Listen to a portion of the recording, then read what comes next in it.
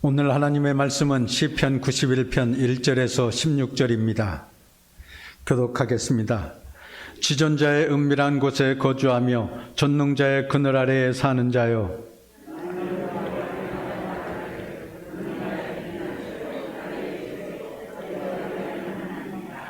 이는 그가 너를 새 사냥꾼의 올무에서와 심한 전염병에서 건지실 것이미로다.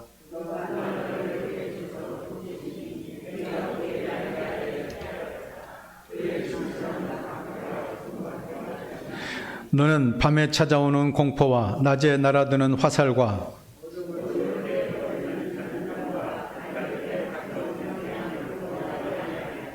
천명이 내 왼쪽에서 만명이 내 오른쪽에서 엎드러지나 이 재앙이 내게 가까이 하지 못하리로다.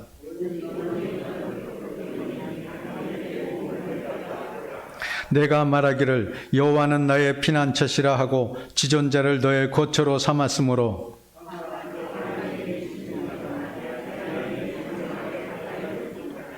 그가 너를 위하여 그의 천사들을 명령하사 내 모든 길에서 너희를 지키게 하심이라.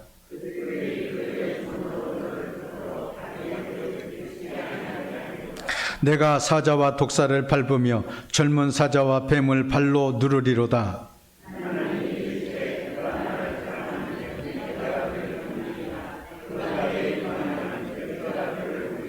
그가 내게 간구하리니 내가 그에게 응답하리라. 그들이 환난 당할 때에 내가 그와 함께하여 그를 건지고 영화롭게 하리라.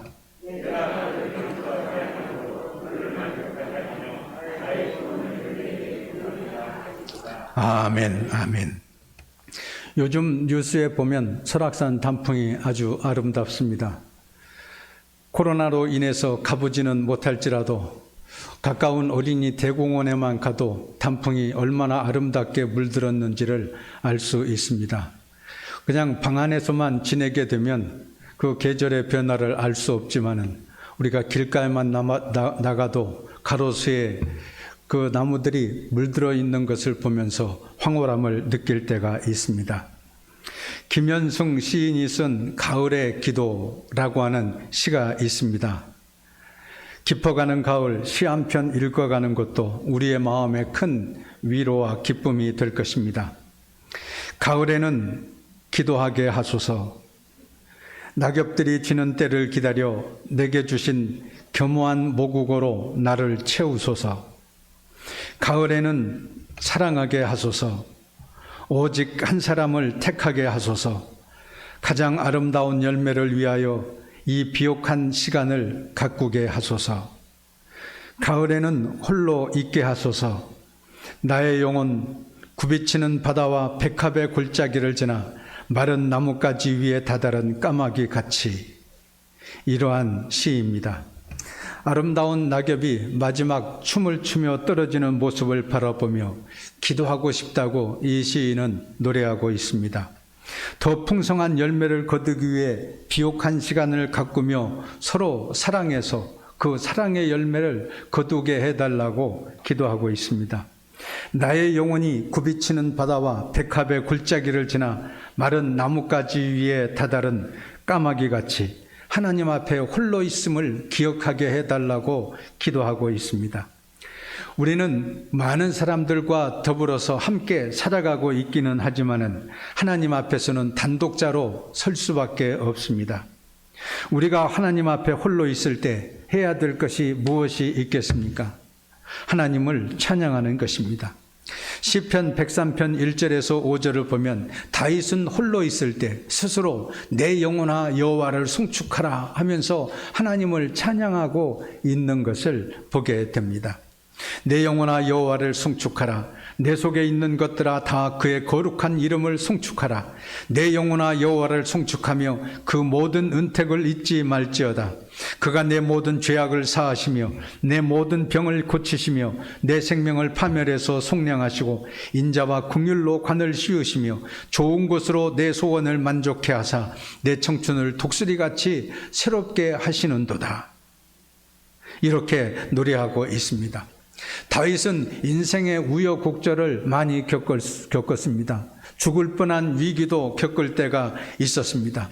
그러나 그러한 와중 속에 내가 홀로 있다고 느낄 때마다 두려움과 공포가 그의 가슴을 뒤덮을 때에도 내 영혼아 여호와를 송축하라, 내 속에 있는 것들아 다 그의 거룩한 이름을 송축하라 하면서 하나님을 찬양하며 하나님께서 내게 베풀어 주신 은혜를 기억하고 있는 것을 보게 됩니다. 내 모든 죄악도 사해 주시고 나의 병도 고쳐 주시고 나를 파멸해서 속량해 주시고 구원해 주셨을 뿐만 아니라 내 청춘으로 독수리같이 새롭게 하신다고 그렇게 찬양하고 있습니다. 하나님께서 내 영혼을 만족하게 해 주신 것을 날마다 기억하며 그것을 생각하고 추억하며 하나님을 찬양하고 있습니다. 자나깨나 하나님의 복을 기억하겠습니다. 하나님께서 내게 베풀어 주신 그 은혜를 하나도 잊지 않고 감사하며 살겠습니다. 이것이 바로 다윗의 신앙 고백이었습니다. 오늘 우리가 찬송가 429장을 불렀습니다. 세상 모든 풍파 너를 흔들어 약한 마음 낙심하게 될 때에 내려주신 주의 복을 세워라. 주의 크신 복을 내가 알리라. 받은 복을 세어보아라. 크신 복을 내가 알리라. 받은 복을 세어보아라. 주의 크신 복을 내가 알리라. 우리는 언제나 하나님의 복을 내게 베풀어 주신 하나님의 은혜를 세어보며 감사하며 살아가야 합니다. 우리는 이 세상을 살아가는 동안 실망과 상처, 낙심과 그런 실패를 기억하며 살아갈 때가 많이 있습니다. 그것은 잊어버려야 되는 것인데 잊어버리지 않고 오히려 하나님께서 내게 베풀어 주신 소망과 기쁨, 은혜와 축복처럼 기억해야 될 것을 잊어버릴 때가 많이 있습니다. 그런데 오늘 이 시편은 하나님께서 내게 주신 복을 언제나 기억하라고 그렇게 말씀하고 있습니다. 우리는 항상 받은 복을 세어 보아야 합니다. 그래야 하나님의 사랑과 은혜가 얼마나 큰지를 기억할 수 있고 모든 걱정과 근심을 물리쳐 나갈 수 있게 됩니다. 하나님께서는 옛날 이스라엘 백성들에게도 하나님께서 주신 복을 기억하라고 그렇게 기억하고 말씀하고 있습니다. 백성들에게 축제를 열어 하나님께 감사하고 찬송할 것을 말씀하고 있습니다. 후대에도 그것을 전하고 그것을 날마다 기억하며 살아가라고 말씀하셨습니다. 적어도 이스라엘 백성들은 1년에 3차례씩 하던 일을 모두 멈추고 하나님의 그 은혜를 기억하며 축제를 벌였습니다. 유월절이 있습니다. 하나님께서 이스라엘 백성들을 애굽의 종살이에서 그 뼈아픈 시련 가운데서 건져주셔서 해방시켜 주시고 자유로운 하나님의 백성으로 살아가게 해 주셨습니다. 하나님께서 그렇지 않았다고 한다면 우리가 어떻게 애굽의 그 종살이에서 벗어나올 수 있었겠습니까? 하나님께서 놀라운 기적과 이사를 베풀어 주셔서 그 험한 지긋지긋한 종살이에서 건져 주셨으니 감사합니다. 유월절을 지킬 때마다 그들은 하나님께 감사했습니다. 초막절이 있습니다. 이스라엘 백성들이 약속의 땅을 향하여 나아갈 때 광야에서 초막을 치고 생활에 나갔던 때를 기념하는 절기였습니다. 그들은 모래바람 불어대는 그 광야 생활을 하면서도 하나님께서 은혜 베풀어 주신 것을 기억했습니다. 하늘의 만나를 먹여주시고 반석을 쳐서 물을 내주시고 그 어려운 아무것도 가도 보이지 않는 가도 끝이 없는 그 사막길을 지나갈 때에 그 초막 속에 안전히 지켜주셨던 것을 감사하며 기억했습니다. 참으로 뼈저린 아픔의 시간들이었지만은 하나님께서 은혜 베풀어 주셔서 그 광야 생활 가운데서도 먹이시고 입히시며 마실 것을 주심으로 약속의 땅에 들어가게 하신 것을 기념하고 감사하는 절기였습니다. 또 세 번째로 초실절이 있었습니다. 이제 이스라엘 백성들이 약속의 땅에 들어가서 농사를 짓고 살게 되었을 때 처음 열매를 거두어서 하나님께 감사하는 절기였습니다. 하나님 감사합니다. 우리에게 은혜 베풀어 주셔서 이 좋은 땅을 주시고 우리로 하여금 농사 짓게 하셔서 이 많은 과일을 먹을 것을 거둘 수 있게 해주셨으니 감사합니다. 열매를 거둔 것에 대해서 추수 감사 예배를 드린 것이었습니다. 이런 축제는 하고 싶을 때 하고 안 하고 싶을 때 하지 않는 선택사항이 아니라 반드시 해야 하는 하나님의 명령이었습니다. 모든 백성이 종이나 자유자나 할 것 없이 한 사람도 빠짐없이 참여해서 하나님의 선하심과 인자하심을 기억하는 것이 절기였습니다. 뿐만 아니라 이스라엘 백성들은 하나님께서 베풀어 주시는 놀라운 축복을 기억하기 위해서 기념비를 세웠습니다. 그들이 드디어 광야 생활을 끝내고 약속의 땅에 들어가기 위해서 요단강을 건너게 되었습니다. 요단강을 건널 때에도 하나님께서 이적을 베풀어 주셨습니다. 저 위에서부터 요단강물이 흘러내리던 것이 그쳐지고 이스라엘 백성들은 그 요단강을 육지처럼 건널 수 있었습니다. 이때 여호수아는 우리가 하나님께서 베풀어 주시는 놀라운 이 은혜를 기억하자. 그래서 요단 강 속에서 강 바닥에서 12개의 큰 돌을 끄집어내어서 돌 무더기를 쌓았습니다. 이스라엘 백성들이 이 돌 무더기가 무엇입니까? 그럴 때 그렇게 물을 때마다 너희 후손들에게도 하나님께서 이같이 우리를 사랑하사 이 요단강을 건너 약속의 땅에 들어가게 하셨다. 그러니 그 은혜가 얼마나 감사한 일이냐. 그것을 기억하도록 하기 위해서 돌무더기를 쌓았던 것이었습니다. 우리도 이렇게 해야 됩니다. 틈틈이 하나님께서 우리의 삶에 행하신 놀라운 이적과 은혜를 기억하며 기념해야 됩니다. 우리의 믿음을 키우고 힘을 얻는데 이것보다 더 큰 방법이 없습니다. 하나님이 길이 없는 곳에 길을 만들어 주셨습니까? 뼈에 사무치게 외로울 때 특별한 사람을 보내주셨습니까? 인생의 거친 풍랑 가운데 있을 때 어떤 사람이 와서 나를 도와주고 지켜주었습니까? 쓰러지고 넘어졌을 때 누가 내 손을 잡아 주었습니까? 우리는 이런 사건 하나하나를 기억해야 합니다. 과연 하나님은 살아계셔서 이 혼란 가운데서 나를 지켜주실 것인가? 하나님이 내 인생 속에서 역사하기는 하시는 것일까? 의심이 들 때마다 우리는 하나님의 선하심과 인자하심을 기억하며 하나님께서 주시는 힘을 얻어야 됩니다. 전능하신 하나님의 능력을 힘입어야 우리는 이 모든 어려움을 극복해 나갈 수 있게 됩니다. 이 다윗은 죽을 뻔한 고비를 많이 넘겼습니다. 그러나 그가 다시 일어설 수 있었던 것은 시편 23편 6절에 있는 말씀대로 내 평생의 선하심과 인자하심이 반드시 나를 따르리니 내가 여호와의 집에 영원히 살리로다 그랬던 것이었습니다. 어렵고 힘들 때마다 하나님의 복을 기억하며 자신 있게 말했습니다. 여호와의 선하심과 인자하심이 나의 평생에 반드시 나를 따라다닌다고 그렇게 고백했기 때문에 어려울 때마다 그는 힘을 얻었습니다. 하나님이 예전에도 나와 함께해 주셨으니 이번에도 함께해 주실 거야. 앞으로도 함께해 주실 거야. 다윗은 항상 이런 믿음 가지고 살아갔습니다. 우리가 하나님의 은혜를 끊임없이 돌아보면 우리의 인생이 즐거워집니다. 하나님이 도와주셔서 잘된 일을 생각하면 말할 수 없이 힘이 솟게 됩니다. 하나님이 좋은 일자리를 만들어 주셨습니다. 특별한 사람을 만나게 하셨습니다. 가정도 이루게 하시고 자녀를 선물로 허락해 주셨습니다. 돌이켜 생각만 해도 즐거운 일 아니겠습니까?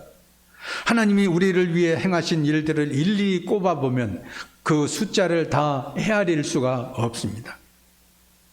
오늘 본문을 보십시오. 이 시편 기자는 하나님은 나의 피난처요 나의 요새요 내가 의뢰하는 하나님이라고 하나님을 찬양하고 있습니다. 이 하나님께서 첫째로 나를 건져주신다고 말씀하고 있습니다. 3절에 보면 이는 그가 너를 새 사냥꾼의 올무에서와 심한 전염병에서 건지실 것이미로다 이렇게 말씀하고 있습니다.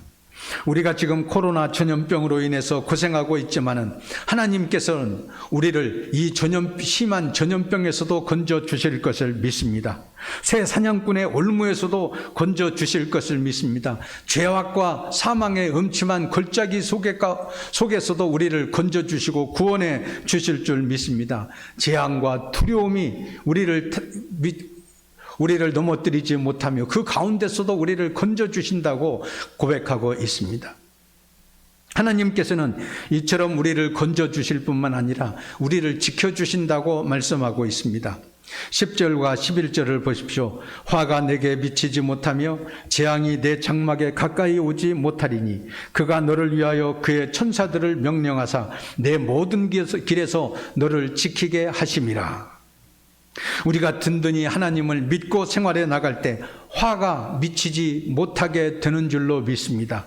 재앙이 가까이 오지도 못하게 되는 줄로 믿습니다. 하나님께서 우리를 위하여 천사들을 시키셔서 모든 길에서 우리를 지켜주실 것을 믿습니다. 이 시편 기자는 지금 자기의 믿음을 이렇게 고백하고 있습니다. 우리는 때때로 걱정하고 두려움에 사로잡힙니다. 내가 나중에 늙어서 어떻게 살아가야 될지 몰라. 코로나가 끝나면 무슨 일이 벌어질 줄 내가 어떻게 알겠어. 감염될지도 모르잖아. 언제나 근심 걱정 속에 쌓여 있을 때가 많이 있습니다. 그런데 오늘 시편 기자는 화가 내게 미치지 못하며 재앙이 내 장막에 미치지 못하며 또 천사들을 명령하사 모든 길에서 나를 지켜주신다고 그렇게 믿고 고백하고 있습니다. 우리들도 이 말씀을 믿고 나아갈 때 모든 재앙과 화와 모든 길에서 우리를 하나님께서 지켜주실 줄로 믿습니다. 미국에 있는 어떤 목사님의 신앙 간증입니다. 월요일 아침이었습니다. 고속도로를 달리고 있었는데 폭우가 쏟아졌습니다. 앞이 보이지 않을 만큼 비가 쏟아지기를 시작했습니다. 그런데 한쪽 오는 길에서 헤드라이트 불빛이 비춰오는 것 같아서 2차선으로 가다가 1차선으로 차를 옮기기 위해서 핸들을 살짝 꺾었는데 그만 그 빗길에 쭈루룩 차가 미끄러지고 말았습니다. 이 차는 자기도 모르는 사이에 중앙선 중앙분리대를 막고 튕겨 나와서 도로 바깥쪽으로 나가고 정신없이 뒹굴어가고 있었습니다. 순간적으로 너무나 순간에 일어난 일이었기 때문에 기도도 하지 못했습니다. 오 하나님, 죽었구나. 그런 생각이 번쩍 머리를 스쳐갔습니다. 중앙분리대를 너무 세게 부딪혔고 그 뒤에는 정신을 잃고 말았습니다. 맞은편에서는 또 큰 트럭이 다가오고 있었습니다. 불빛이 다가오는 것이 뻔히 보이고 있었는데 자기의 힘으로는 어찌할 수가 없었습니다. 정신을 못 차리고 있었는데 조금 있다가 정신이 깨어났습니다. 그래서 사지를 더듬어 봤더니 자기 몸이 멀쩡한 것이었습니다. 차는 도로 반대편 한쪽 구석에 나뒹굴어져 있었습니다. 이 목사님은 그래도 내가 살았구나 생각하고 그 차 속에서 엉금엉금 기어 나왔습니다. 그랬더니 조금 있다가 그 트럭 운전사가 맞은편에서 달려오던 그 트럭 운전사가 다가와서 말했습니다. 다행입니다. 충돌은 피했습니다. 나도 뒤에 짐을 잔뜩 싣고 있어서 핸들을 꺾기가 어려웠습니다. 부딪힐 뻔했습니다. 그런데 갑자기 순간적으로 세찬 바람이 한 줄기 불어오더니 나로 하여금 당신의 차를 피해가게 하셨습니다. 피해가게 되었습니다. 당신은 참 좋은 사람입니다. 행운이 있는 사람입니다. 왠지 모르게 한 줄기 바람이 당신의 차를 내가 박지 않도록 도와주셨습니다. 목사님은 그 말을 들으면서 생각했습니다. 한 줄기 바람이 아니라 하나님께서 그의 천사들을 명하사 나의 모든 길에서 나를 지켜주셨구나. 그렇게 믿고 감사하게 되었습니다. 하나님의 은혜가 아니면 10중 8구 나는 크게 충돌해서 죽을 수밖에 없었을 것이고 기껏 해봤자 장애자로 살아갈 수밖에 없었을 것인데 하나님께서 그 순간 나도 모르는 그 순간에 그의 천사들을 보내셔서 나의 모든 길에서 나를 지켜주셨으니 어찌 감사하지 않을 수 있겠습니까? 그때를 생각할 때마다 이 목사님은 감사들을 드렸고 하나님께 영광을 돌렸습니다. 그렇습니다. 하나님께서 우리의 모든 길에서 우리를 지켜주실 줄로 믿습니다. 인도해 주실 줄로 믿습니다. 우리가 하나님을 믿고 생활에 나아갈 때 하나님께서 우리와 함께해 주시는 것을 믿게 됩니다. 셋째로 하나님께서 우리를 높여주신다고 말씀하고 있습니다. 오늘 본문 14절에서 16절을 보십시오. 하나님이 이르시되 그가 나를 사랑한 즉 내가 그를 건지리라.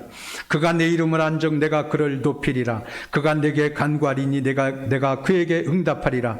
그들이 환난을 당할 때 내가 그와 함께하여 그를 건지고 영화롭게 하리라. 내가 그를 장수하게 함으로 그를 만족하게 하며 나의 구원을 그에게 보이리라. 말씀해 주시고 있습니다. 하나님께서는 이처럼 우리를 높여주시고 영화롭게 하시고 장수함으로 만족하게 하신다고 그렇게 말씀해 주셨습니다. 우리가 이 말씀을 아멘으로 받을 때 믿는 대로 이루어지는 복이 임하게 되는 줄로 믿습니다. 하나님께서는 반드시 우리를 버리지 아니하시고 우리를 높여주시고 영화롭게 하셔서 하나님의 자녀가 되게 하시고 장수함으로 만족하게 하사 내 소원을 다 이루어 주신다고 말씀해 주셨습니다. 하나님은 우리의 피난처가 되십니다. 우리의 든든한 요새가 되어 주십니다. 하나님께서 우리를 이 가운데서도 건져주시고 지켜주시고 높여주신다고 말씀해 주셨습니다. 오늘 우리가 추수감사절을 맞이했지만은 지난 한 해 동안도 하나님께서 베풀어 주시는 은혜를 잊지 않고 감사하며 하나님께서 베풀어 주시는 은혜에 늘 영광 돌리며 생활에 나아가는 여러분 되시기를 주의 이름으로 축원합니다. 거룩하신 하나님, 만물이 무르익는 이 아름다운 계절에 추수감사 예배를 드리게 하시니 감사합니다. 늘 우리를 지켜주시는 하나님의 은혜가 있기에 감사하고 찬송하며 살아갑니다. 코로나에도 걸리지 않게 하시고 이 세상 근심 걱정에서도 건져주셔서 하늘의 기쁨을 누리며 살게 하여 주시옵소서. 성령의 열매를 많이 맺어서 많은 사람들에게 주의 사랑과 복음을 전하게 하여 주시옵소서. 예수 그리스도의 이름으로 기도하옵나이다. 아멘.